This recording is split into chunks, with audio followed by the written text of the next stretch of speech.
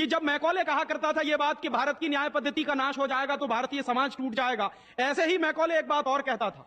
Macaulay की लिखी हुई एक चिट्ठी है मेरे पास, उसकी फोटोकॉपी। लंदन में एक लाइब्रेरी है, उसका नाम है इंडिया ऑफिस लाइब्रेरी, वहां से मैंने निकलवाई है। इंडिया ऑफिस लाइब्रेरी में से ऐसे कुछ 50,000 से ज्यादा डॉक्यूमेंट्स मैं निकाल के लाया और वहां के कई लोगों की मदद से हमने वो निकलवाए हैं। तो उनमें एक चिट्ठी है मैकॉले की, वो उसके अपने पिताजी को उसने लिखी है। जब वो यहां ऑफिसर बन के आया है तो मैकॉले क्या लिख रहा है कि भारतीय समाज को अगर बर्बाद करना है तो भारतीय न्याय पद्धति बर्बाद करो। तो वो करने के लिए उसने आईपीसी बना दिया, सीआरपीसी बना दिया, सीपीसी बना दिया और बर्बाद हुई। दूसरी बात वो कहता था कि भारतीय समाज को बर्बाद करना है तो भारतीय शिक्षण पद्धति का नाश करो। तो मैकॉले कहा करता था कि जो भारतीय शिक्षण पद्धति है, वो खुद मानता था इस बात को, यह दुनिया की सबसे ज्यादा विकसित और सबसे अच्छी पद्धति। क्या होता था, यहां गुरुकुल चलते थे, गुरुकुलों में विद्यार्थी पढ़ते थे और विद्यार्थी 20 साल तक, 25 साल तक ब्रह्मचर्य का पालन करते हुए शिक्षा ग्रहण करते थे, संस्कार मिलते थे और वो संस्कार लेकर समाज में जाते थे। उन्हीं संस्कारों से संस्कृति बनती थी और वही संस्कृति भारतीय संस्कृति कहलाती थी। ऋषि थे, मुनि थे, बड़े बड़े ज्ञानी थे, महात्मा थे, वो गुरुकुलों को चलाया करते थे और सारे के सारे गुरुकुल जो चला करते थे उनमें वेदों का अध्ययन, पुराणों का अध्ययन, उपनिषदों का अध्ययन, जो भारतीय ज्ञान है, जो भारतीय मनीषा है, उन्हीं सबका अध्ययन संस्कृत के माध्यम से कराया जाता था। मैकॉले ने क्या किया कि गुरुकुलों का नाश अगर करना है तो उसने एक कानून बनाया। क्या कानून बनाया? संस्कृत में जितने विद्यालय इस देश में चलते थे हिंदुस्तान में अंग्रेजों के जमाने में, उन सबको उसने इल्लीगल घोषित किया, गैर कानूनी। और उसने प्रतिबंध लगा दिया कि संस्कृत भाषा के माध्यम से कोई भी गुरुकुल चलेगा उसको अंग्रेजी सरकार मान्यता नहीं देगी। तो मान्यता किसको देगी? अंग्रेजी के माध्यम से जो कॉन्वेंट स्कूल चलेंगे उनको अंग्रेजी सरकार मान्यता देगी। और उसके लिए बाकायदा उसने कानून बनाया। उस कानून का नाम है इंडियन एजुकेशन एक्ट। और यह इंडियन एजुकेशन एक्ट लागू हुआ 1858 में, आज से लगभग 140 साल पहले। तो 140 साल पहले जो कानून लागू हुआ था अंग्रेजों के जमाने में, वही कानून आज भी चल रहा है। उस कानून के आधार पर मैकॉले ने क्या किया? संस्कृत के माध्यम से चलने वाले गुरुकुलों को बर्बाद कर दिया, कानून बना के उनको बंद करा दिया। जो उनमें अध्यापक होते थे, गुरु होते थे, उनको मार पीट कर अंग्रेजी सरकार जेल में बंद करती थी। जो विद्यार्थी अध्ययन के लिए जाते थे उनको रोक दिया जाता था, उनका अध्ययन ना होने पाए उसके लिए समस्याएं खड़ी की जाती थी। और दूसरी तरफ कॉन्वेंट स्कूल चालू कर दिए और उसमें अंग्रेजी के माध्यम से शिक्षण देना शुरू किया। एक दिन उसने अपने बाप को चिट्ठी लिखी और इस चिट्ठी में उसने ये लिखा कि मैंने हिंदुस्तान में एक ऐसी शिक्षण पद्धति पैदा कर दी है जिसमें अगर हिंदुस्तानी विद्यार्थी पढ़ेंगे तो पढ़कर निकलने के बाद वो शरीर से हिंदुस्तानी होंगे, दिमाग से सब अंग्रेज हो जाएंगे। वो देख रहे हैं, अभी देख रहे हैं। तो शरीर से हिंदुस्तानी और दिमाग से अंग्रेज। तो मैकॉले दूसरी बात लिख रहा है उस चिट्ठी में कि जब वो शरीर से हिंदुस्तानी और दिमाग से अंग्रेज हो जाएंगे तो अंग्रेजों के हिसाब से सारे काम करेंगे। और वो विद्यार्थी जब कॉन्वेंट स्कूल में से निकलेंगे तो सबसे ज्यादा गालियां भारतीय संस्कृति को देंगे, सबसे ज्यादा गालियां अपने मां बाप को देंगे। कैसे? मॉम और डैड कह के। डैड माने होता है मरा हुआ और मम्मी माने होता है शव। इजिप्ट में आप जाइए, मिस्र एक देश है, वहां पे मम्मीज कहा जाता है किसको? मरे हुए आदमी के शव को। तो हमारी मां हो गई मम्मी, मम्मी, और पिताजी हो गए डैड। आया कहां से ये? मैकॉले ने डाल दिया हमारे दिमाग में। और मैं ये कहता हूं कि मैकॉले तो मर गया, उसका बाप भी मर गया, सब मर गए, भगवान उनकी आत्मा को शांति दे, लेकिन उसकी जो आत्मा है वो हम सब में प्रवेश कर गई है। और कैसे प्रवेश कर गई है? मैं आपको यह इतिहास की सच्चाई बता रहा हूं कि जिस जमाने में मैकॉले ने इस देश में सबसे पहला कॉन्वेंट स्कूल खोला था कलकत्ता में, वो कॉन्वेंट स्कूल चला नहीं, बंद हो गया। क्यों बंद हो गया? क्योंकि कोई भी भारतीय मां बाप अपने बच्चे को कॉन्वेंट में पढ़ाने को नहीं भेजता था। अंग्रेजों के जमाने की बात बता रहा हूं। अंग्रेज अपनी पूरी ताकत लगाकर भी इस देश में कॉन्वेंट स्कूल चला नहीं पाए, लेकिन अंग्रेजों के जाने के बाद गांव गांव में, गली गली में कॉन्वेंट स्कूल चल रहे हैं। और ऐसे मम्मी डैडी पैदा हुए हैं इस देश में जो बच्चे का जन्म लेने के पहले रजिस्ट्रेशन करवाए आते हैं कॉन्वेंट स्कूलों में। कहते हैं कि अगर रजिस्ट्रेशन नहीं कराया तो एडमिशन नहीं मिलेगा। तो कॉन्वेंट स्कूल में पढ़ाना बहुत जरूरी है बच्चे को। और मैं अक्सर पूछता हूं कि काहे को पढ़ाते हैं कॉन्वेंट स्कूल में, तो कहते हैं राजीव भाई जब हमारा बच्चा कॉन्वेंट में पढ़ेगा तो बहुत स्मार्ट बन जाएगा। तो मैं पलट के पूछता हूं कि जरा बताइए स्मार्टनेस क्या होती है। तो अक्सर मां बाप मुझे जवाब देते हैं जो दिल्ली बंबई में रहते हैं कि हम बच्चे को कॉन्वेंट में इसलिए पढ़ने को भेजते हैं कि जब वो कॉन्वेंट में पढ़ेगा तो टाई लगाएगा, मोजे जूते पहनेगा, बढ़िया है। तो अंग्रेजों के देश में टाई इसलिए लगाई जाती है कि वहां ठंडी बहुत पड़ती है, सर्दी बहुत पड़ती है, और एक साल में 6 महीने भयंकर बर्फ पड़ती है। कभी कभी तो यह हालत होती है कि 6-7 महीने सूर्य भगवान के दर्शन नहीं होते। और वहां की जलवायु ऐसी है कि आज अगर सूर्य निकला तो जरूरी नहीं है कि कल भी निकलेगा, परसों भी निकलेगा, नरसों भी निकलेगा। भारत में ऐसा नहीं है, आज अगर निकला है तो कल भी निकलेगा, परसों भी निकलेगा, 3 महीने बाद भी निकलेगा, 1 साल बाद भी निकलेगा, ऐसे ही निकलेगा। इंग्लैंड के लोग ये गारंटी से नहीं कह सकते। तो वहां ठंडी बहुत पड़ती है, सर्दी बहुत पड़ती है। और जिन देशों में सर्दी बहुत पड़ती है, ठंडी बहुत पड़ती है, वहां के लोगों को अक्सर जुकाम बहुत होता है, नाक चलती है।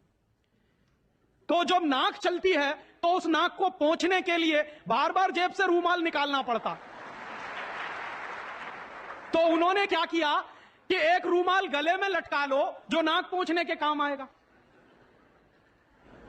और टाई का माने क्या होता है, अंग्रेजी का शब्द है TIE। टाई का माने होता है गले के चारों तरफ लटकाया गया कोई कपड़ा। किस काम आता है वहां पर, नाक पोंछने के। क्यों करते हैं? क्योंकि ठंडी बहुत पड़ती है, सर्दी बहुत पड़ती है। हमारे देश में तो 1 साल में 9 महीने गर्मी पड़ती है, और यहां गुजरात में तो 12 महीने गर्मी पड़ती है। मैं तो यूपी का रहने वाला हूं, वहां थोड़ी बहुत ठंडी जरूर पड़ती है, यहां तो बिल्कुल नहीं पड़ती। तो वहां तो इसलिए टाई लगाते हैं कि उनको जरूरत है उसकी। हम हमारे बच्चों को क्यों लटका रहे हैं अपने गले में टाई? मर गए अंग्रेज और चला गया मैकॉले, लेकिन उसकी आत्मा का वास हम सब में हो गया। जिसको देखो वो कॉन्वेंट स्कूल में घुसा रहा है अपने बच्चों को, जिसको देखो वो अंग्रेजियत की तरफ ले जा रहा है। शर्म की बात है, शर्म की बात है, सावधान होना चाहिए। एक बार बंबई में मैंने एक जगह व्याख्यान में पूछा, पढ़े लिखे कुछ लोग बैठे थे, कि आप अपने बच्चों को कॉन्वेंट में क्यों भेजते हैं? आपको मालूम है कॉन्वेंट का मतलब क्या होता? यूरोप के देशों में कॉन्वेंट का मतलब क्या होता? यूरोप में हजारों साल एक परंपरा रही है जो हमारे यहां कोई सोच भी नहीं सकता उसके बारे में। यूरोप की परंपरा क्या रही है हजारों साल? वहां बच्चे लावारिस छोड़े जाते हैं। आज भी यूरोप के देशों में, अमेरिका में आधे से ज्यादा बच्चे लावारिस तरीके से बड़े होते हैं। और यह परंपरा आज से 100-150 साल पहले तो बड़ी भयंकर थी। तो यूरोप में क्या होता था कि बच्चा पैदा हुआ, छोड़ दिया चर्च के सामने, छोड़ दिया अनाथ आश्रम में, छोड़ दिया किसी और संस्था में, वहां बड़ा होगा। तो जो लावारिस बच्चे वहां पैदा होते हैं, उन लावारिस बच्चों की पढ़ाई लिखाई, उनकी व्यवस्था करने का काम जिस जगह पर किया जाता है उसको कहते हैं कॉन्वेंट। हाँ बड़ो, तुम्हारे कॉन्वेंट में जा रहे हैं। कॉन्वेंट का माने होता है लावारिस बच्चों के पढ़ने लिखने का स्थान। माने जिन बच्चों के मां नहीं है, जिनके बाप नहीं है, जिनके दादा दादी नहीं है, जिनका कोई कुटुंबीजन नहीं है, उन बच्चों को पढ़ाने के लिए जो स्कूल चलाए गए यूरोप में, उनको कॉन्वेंट स्कूल कहते हैं। तो हम हमारे बच्चों को कॉन्वेंट में क्यों भेज रहे हैं? हाय राम, तौबा तौबा। यहां तो मां भी है और बाप भी है, लेकिन हम इतने बेवकूफ हो गए हैं कि मां बाप के रहते हुए बच्चे को लावारिस बनाने के लिए कॉन्वेंट में भेज रहे हैं। और वहां जाके बच्चे पढ़ते हैं तो क्या पढ़ते हैं? कल जो बापू कह रहे थे किस्से में, वही बंबई में एक दंपत्ति ने मुझे कहा, पति पत्नी थे, कहने लगे राजीव भाई अगर बच्चा अंग्रेजी नहीं पढ़ेगा तो पीछे रह जाएगा। तो मैंने उनसे पूछा आपको मालूम है दुनिया में कितने देशों में अंग्रेजी चलती है? तो कहने लगे अंग्रेजी तो अंतरराष्ट्रीय भाषा है। मैंने कहा आपको तब जानकारी नहीं है। दुनिया में इस समय 200 देश हैं जो संयुक्त राष्ट्र संघ के नक्शे पर हैं, और उन 200 देशों में से मात्र 12 देशों में अंग्रेजी चलती है। बाकी 188 देशों में उन देशों की अपनी भाषाएं चलती हैं। तो 200 देशों में से मात्र 12 देशों में अंग्रेजी चलती है, तो अंग्रेजी अंतरराष्ट्रीय कैसे हो गई? अगर 200 में से 150 देशों में अंग्रेजी चलती तो मैं मान लेता कि अंग्रेजी अंतरराष्ट्रीय भाषा, लेकिन मुश्किल से 12 देशों में जो भाषा चलती है उसको हम कहते हैं कि अंतरराष्ट्रीय भाषा। और दूसरी बात, उसी दंपत्ति ने कहा कि राजीव भाई अंग्रेजी बहुत समृद्ध भाषा है, बहुत रिच लैंग्वेज है। जो शब्द उन्होंने इस्तेमाल किया, रिच लैंग्वेज माने समृद्ध भाषा। तो मैंने उनसे कहा कि दुनिया में अंग्रेजी से ज्यादा रद्दी दूसरी कोई भाषा नहीं है। क्यों? उसका कारण है, उसका कारण है, जानते हैं क्या है? अंग्रेजी में चाचा, मामा, ताऊ, मौसा, फूफा सब अंकल, और काकी, ताई, मौसी और सब आंटी। अब आप मुझे जरा यह बताइए कि मौसा में और फूफा में फर्क होता है कि नहीं होता? क्या आप फूफा को मामा बना सकते हैं? या यह बताइए कि मौसी में और काकी में फर्क होता है कि नहीं होता? क्या मौसी काकी हो सकती है? दुनिया की जिस भाषा में रिश्तों को कहने के शब्द ना हो, वो सबसे रद्दी भाषा है। बिल्कुल ठीक। हमारे यहां हिंदुस्तान में जितनी भाषाएं चलती हैं, हर भाषा में परिवार के रिश्तों को कहने के लिए विशेष शब्द हैं। वहां नहीं है। वहां क्या है? सब इन लॉज हैं, चाहे वो लड़की वाले हों चाहे लड़के वाले हों। पता ही नहीं चलता कि ये लड़के वाले इन लॉज हैं कि लड़की वाले इन लॉज। या तो सब अंकल हैं या तो सब आंटी हैं। क्यों है ऐसा? क्योंकि अंग्रेजी भाषा में रिश्तों को कहने के लिए शब्द नहीं है। कारण क्या है? अंग्रेजी भाषा में शब्दों की बहुत कमी है। और अंग्रेजी भाषा में शब्दों की कितनी कमी है? अगर मूल रूप से देखा जाए तो अंग्रेजी भाषा में मात्र 2600 शब्द हैं कुल मिला के। और दुनिया की तमाम भाषाओं से जो उधार लिया है अंग्रेजों ने, फ्रेंच भाषा में से लिए हैं, जर्मन में से लिए हैं, इटालियन में से लिए हैं, लैटिन में से लिए हैं, तो तमाम भाषाओं से जो उधार लिए हुए शब्द हैं वो मिला दिए जाएं तो कुल मिला के बैठते हैं 12,000। अंग्रेजी के मूल शब्द हैं 2600 और बाकी के शब्दों को मिला दें तो कुल बैठते हैं 12,000। अब आप हिसाब लगाइए, अंग्रेजी में कुल मिला के 12,000 शब्द हैं। गुजराती में आपको मालूम है कितने शब्द हैं?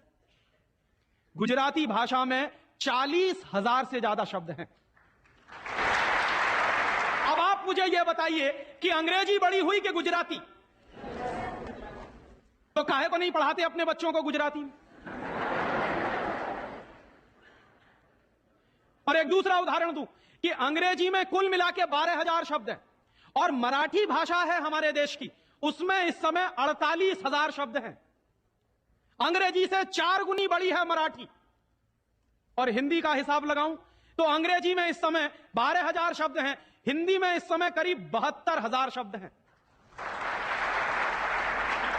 और हिंदी से एक कदम आगे चलिए, संस्कृत। तो अंग्रेजी में कुल मिला के 12,000 शब्द हैं, संस्कृत में कुल मिला के 1.5 लाख शब्द हैं। और संस्कृत से एक सीढ़ी और ऊपर चढ़िए, प्राकृत, जिसको हम सब भूल गए। प्राकृत को अगर ध्यान में रखें तो प्राकृत में 2.5 से 3 लाख शब्द हैं। दुनिया की सबसे बड़ी भाषा हमारे पास है, लेकिन हम बेवकूफों को मालूम नहीं है कि हमारे पास क्या है। हम पढ़े लिखे इडियट हैं, अंग्रेजी में कहें तो भाग रहे हैं एक ऐसी भाषा के पीछे जिसमें मात्र 12,000 शब्द हैं और अपनी भाषाएं छोड़ते चले जा रहे हैं। और यह जो भाषा की गुलामी होती है यह बहुत खतरनाक होती है। जो आदमी अपनी भाषा बदल सकता है वो किसी दिन अपनी मां भी बदल सकता। और यह मैं बहुत गंभीर बात कह रहा हूं। आपको कुछ दिन के बाद इस देश में कॉन्वेंट्स में से पढ़कर निकले हुए बच्चे ये कहते मिलेंगे कि वो कहते हैं ना, कॉन्वेंट के बच्चे, उनको तो हर चीज इंपोर्टेड चाहिए। Imported car, imported pen, imported pencil, imported television, imported refrigerator. अभी कुछ दिन के बाद कहेंगे कि अब हमको इंपोर्टेड मम्मी पापा भी चाहिए, क्योंकि आपकी शक्ल उनको अच्छी नहीं लगने वाली। वो तो जो भाषा पढ़ रहे हैं उसके संस्कार ले रहे हैं।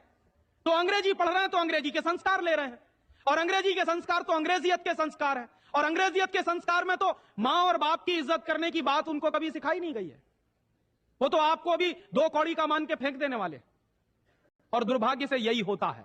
कॉन्वेंट स्कूल से निकले हुए बच्चे जितनी गाली अपनी मातृभाषा को देते हैं, अपनी संस्कृति को देते हैं, अपने परिवार को देते हैं, उतनी शायद कोई नहीं देता। तो मैकॉले जो कहा करता था वो बात आज हमको दिखाई देती है कि कॉन्वेंट में पढ़कर निकलेंगे बच्चे तो ये शरीर से हिंदुस्तानी होंगे, दिमाग से अंग्रेज होंगे। और इसी के संबंध में एक आखिरी बात उसने और कही थी कि ये जो भाषा की गुलामी होती है ये आदमी के स्वतंत्र चिंतन को रोक देती है।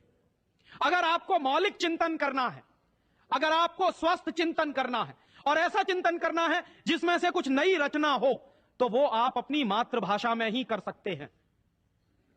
दुनिया में मातृभाषा में पढ़कर बड़े बड़े वैज्ञानिक पैदा हुए हैं, हम लोग अक्सर मैं लोगों को कहता हूं कि जो लोग कॉन्वेंट के पीछे पागल हैं, उनको मैं अभी ताजा ताजा उदाहरण देता हूं। हिंदुस्तान में एक वैज्ञानिक है, उसका नाम है डॉक्टर एपीजे कलाम। डॉक्टर एपीजे कलाम को इस साल भारत रत्न मिला है और डॉक्टर एपीजे कलाम हिंदुस्तान के जिंदा रहने वाले वैज्ञानिकों में इस समय सबसे ऊपर के व्यक्ति हैं। आपको मालूम है, डॉक्टर कलाम की पूरी शिक्षा तमिल में हुई है, अंग्रेजी उन्होंने पढ़ी नहीं है। बहुत वर्षों के बाद उन्होंने थोड़ी अंग्रेजी पढ़ी है काम चलाने के लिए। बचपन से उनकी पूरी शिक्षा उनकी मातृभाषा में हुई है। वो तमिल अच्छी जानते हैं, मलयालम अच्छी जानते हैं और हिंदुस्तान में आज वो सबसे ऊंची श्रेणी के वैज्ञानिक हैं जिनको भारत रत्न मिला। दुनिया के ऐसे तमाम वैज्ञानिकों के मैं उदाहरण दे सकता हूं। आइंस्टाइन, अल्बर्ट आइंस्टाइन सारा का सारा काम अपनी मातृभाषा में करता था, जर्मन में, और इसलिए इतना बड़ा बना। फ्रांस में एक वैज्ञानिक था मैक्स प्लैंक, जिसकी थ्योरीज हमारे जैसे इंजीनियर्स को पढ़ाई जाती थी जब हम पढ़ते थे। मैक्स प्लैंक की पूरी शिक्षा फ्रेंच भाषा में हुई थी। तो हम लोग जो अपने मन में गलतफहमी पाल कर बैठे हैं कि हमारे बच्चे अगर अंग्रेजी में नहीं पढ़ेंगे तो उनका विकास नहीं होगा, मैं आपको इसके उल्टी बात कह रहा हूं कि अगर आपके बच्चे अंग्रेजी में पढ़े तब उनका विकास नहीं होने वाला, वो गधे बन जाएंगे, विनाश होगा। हम लोग क्या कर रहे हैं, अपने बच्चों को कॉन्वेंट में भेज भेज कर गधा बना रहे हैं। गधा जानते हैं क्या होता है? गधे के ऊपर बोझा लादते चले जाइए, लादते चले जाइए, लादते चले जाइए, बेचारा चुपचाप चलता चला जाता है, चलता चला जाता है। आजकल बच्चों के कंधे पर जो बस्ते हमने लाद दिए हैं, जरा उनका वजन तो कर लीजिए। जो बच्चे का वजन है उससे ज्यादा बस्ते का वजन है। अभी से आप अपने बच्चे को स्पॉन्डिलाइटिस का मरीज बना रहे हैं। जितना वजन उसका कंधा ढो नहीं सकता, उससे ज्यादा वजन उसके कंधे पे लटका हुआ, और बेचारा वो बस्ता लेके जाता है, लौट के आता है। जब लौट के आता है तो घंटों घंटों का होमवर्क उसको दे दिया जाता है। आप क्या करते हैं, अपनी मगजमारी कम करने के लिए उसका एक ट्यूटर रख देते हैं। ट्यूटर क्या करता है कि स्कूल का होमवर्क मिला, ट्यूटर ने अपना होमवर्क दे दिया। बच्चे का खेलना कूदना बंद, और बच्चा अगर खेलेगा नहीं, कूदेगा नहीं, तो उसका विकास कैसे होने वाला? तो या तो आपने फंसा दिया बेचारा होमवर्क। मैं अच्छे अच्छे घरों में जाता हूं, सबके बच्चे क्या कर रहे हैं, होमवर्क कर रहे हैं, सवेरे से शाम तक होमवर्क चल रहा है, कभी खत्म होने में ही नहीं आता। भला हो ऐसे स्कूलों का। और उस होमवर्क में से बना क्या रहे हैं और वो होमवर्क कर क्या रहे हैं? मैं आपको मेरी आप बीती सुनाता हूं, किसी दूसरे की नहीं। मैं भी बचपन में अंग्रेजी में मैं पढ़ा, और मैं सबसे ज्यादा गालियां मेरे मां बाप को देता हूं इसके लिए। मेरे पिताजी ने, वो एक बड़े ऑफिसर हैं, ये करने के लिए कि बेटा अंग्रेजी में पढ़ना चाहिए तो बड़ा बनेगा, तो मुझको भी पढ़ा दिया। अब अंग्रेजी माध्यम की जो पढ़ाई है, अंग्रेजियत की जो पढ़ाई है, वो क्या है? मैं आपको एक सॉलिड एग्जांपल दूं मेरा। मुझको गणित पढ़ाया जाता था। गणित में क्या पढ़ाते थे? एक फॉर्मूला था जो मुझको रटवाते थे क्लास 9th में जब मैं पढ़ता था। क्या फॉर्मूला था? x + y whole square is equal to x square plus 2xy plus y square, x minus y whole square is equal to x square minus 2xy plus y square. और अक्सर इसमें गड़बड़ी होती थी, प्लस का minus होता था, minus का प्लस होता था। तो क्या होता था, मेरी पिटाई होती थी, क्लास में पिटाई होती थी। और मेरे जो अध्यापक थे तो मुझको खूब चिढ़ाते थे और मुझको खूब उल्टा सीधा कहते थे। एक दिन मैंने ये तय किया कि सब छोड़ छाड़ के ये 2 फॉर्मूले रटूंगा। तो रटने के लिए मैं बैठ गया, सब काम एक बाजू में। अब ये x + y और x - y में मैं घुस गया। लिख लिख के मैंने किलो कॉपियां बर्बाद कर दी, किलो कागज बर्बाद कर दिया, पता नहीं कितने बॉल पेन बर्बाद हुए होंगे। और 3-4 महीने की उस भयंकर मेहनत के बाद मुझको कुछ फॉर्मूले याद हो गए। अब वो फॉर्मूले मैं सीख के आया। दुर्भाग्य से मैं बताऊं कि 3-4 महीने के सैकड़ों घंटे बर्बाद करके, अपना खून सुखा के, मार खा के, बेइज्जती बर्दाश्त करके मैंने जो फॉर्मूले पढ़े, वो मेरे जीवन में आज तक कभी काम में नहीं आए। और दूसरे बाजू में मेरी मां ने, जो बहुत पढ़ी लिखी नहीं है, मुझको एक फॉर्मूला सिखाया। क्या सिखाया? एक पहाड़ा सिखाया। आधा, सवाया, 1.5 गुना, 2.5 गुना, 3 गुना, 3.5 गुना, ये मुझे सिखाया। और वो मेरे जीवन में रोज काम आता है। लेकिन कहा क्या जाता है कि मेरी मां तो पढ़ी लिखी नहीं है, पीएचडी नहीं किया उसने। तो जो बिना पीएचडी होल्डर है, जिसने कुछ पढ़ा लिखा नहीं है, आज की भाषा में, उसने मुझे ऐसी चीज सिखाई जो जीवन में रोज काम आती है। और जो बड़े बड़े पीएचडी होल्डर प्रोफेसर्स ने मुझे सिखाया, वो जीवन में कभी काम नहीं आया। और आप अपने बच्चों को यही पढ़ा रहे हैं। कॉन्वेंट स्कूल के जितने क्यूरिकुलम हैं और उसमें बच्चे जो कुछ पढ़ रहे हैं, उसमें से 95% बेकार जाने वाला है। उस 95% का उनके जीवन में कभी कोई इस्तेमाल होने वाला नहीं। ये आप कहिए तो मैं जहां कहिए वहां लिख कर दे दूं, क्योंकि मैं भुगत चुका हूं इस बात को। और वो जो 95% आप पढ़ा रहे हैं, आपके बच्चे के अगर काम नहीं आने वाला है, तो उसके लिए आप लाखों रुपए बर्बाद कर रहे हैं, करोड़ों घंटे बर्बाद कर रहे हैं। उस बच्चे का मन मस्तिष्क आपने दबा दिया है होमवर्क के नीचे, झूठी शान और प्रतिष्ठा में। आप अपने बच्चों को गधा नहीं बना रहे हैं तो क्या बना रहे हैं?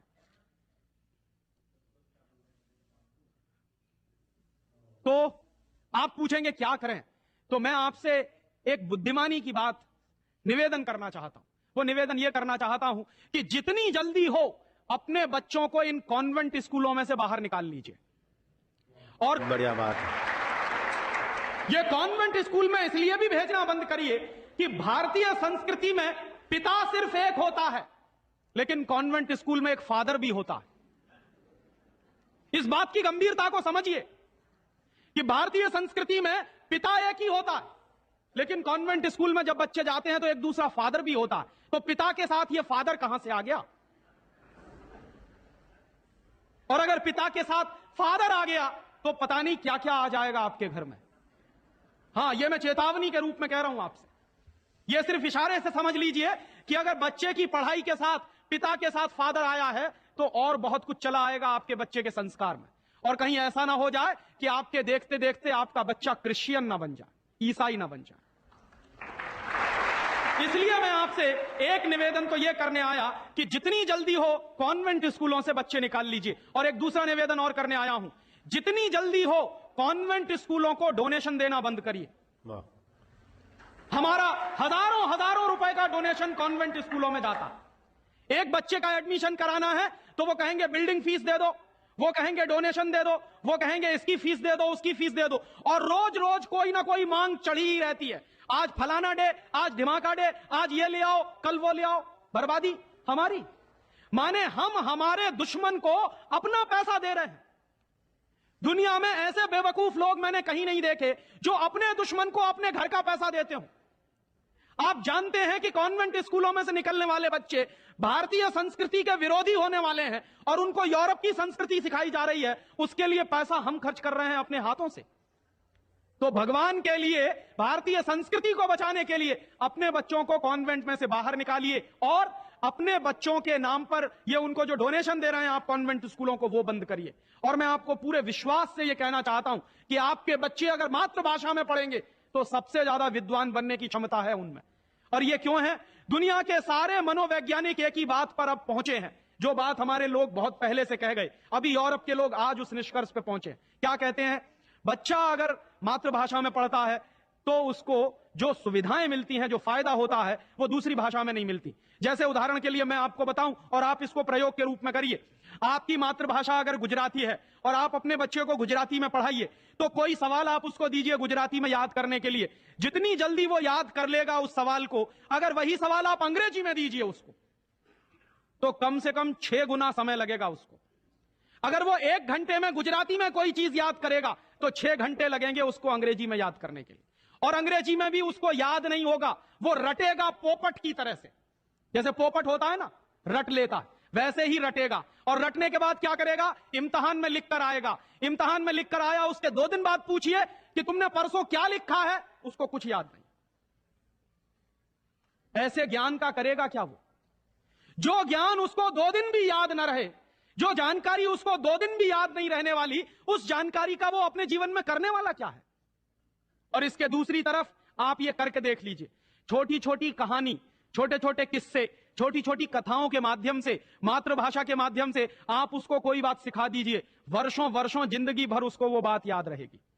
मुझे भी याद है, मेरी दादी मां ने कहानी के माध्यम से जो संस्कार मुझ में दिए हैं वो अभी भी मुझे याद है। लेकिन मेरे स्कूल में जो संस्कार मुझे दिए गए वो मैं भूल चुका हूं, क्योंकि विदेशी भाषा में मैंने लिए।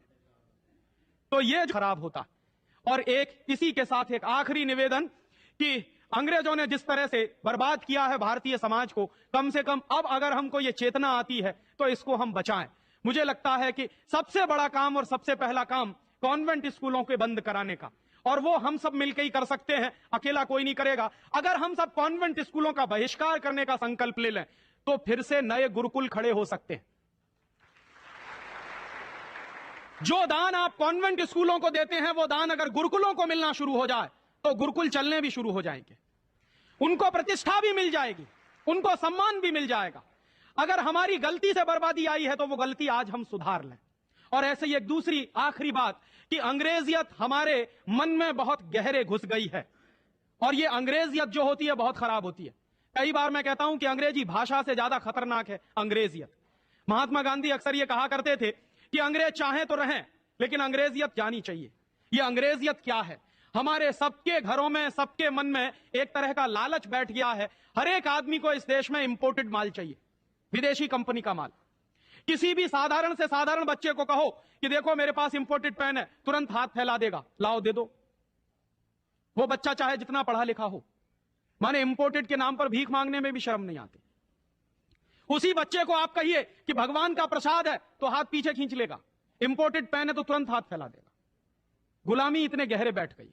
और ये जो इंपोर्टेड माल की गुलामी होती है, इसी गुलामी ने हमारे देश को बर्बाद किया है। अंग्रेजों के जमाने में इस देश में अंग्रेजों का माल बिकता था इसलिए कि अंग्रेजों की गुलामी चलती थी, इसलिए क्योंकि अंग्रेजों की कंपनियां यहां चलती थी। दुर्भाग्य से आज वही फिर हो गया है। गांव गांव में परदेशी कंपनियां घुस गई हैं, परदेशी कंपनियों का माल घुस गया है। हम सबके घरों में परदेशी कंपनियों का माल आता है।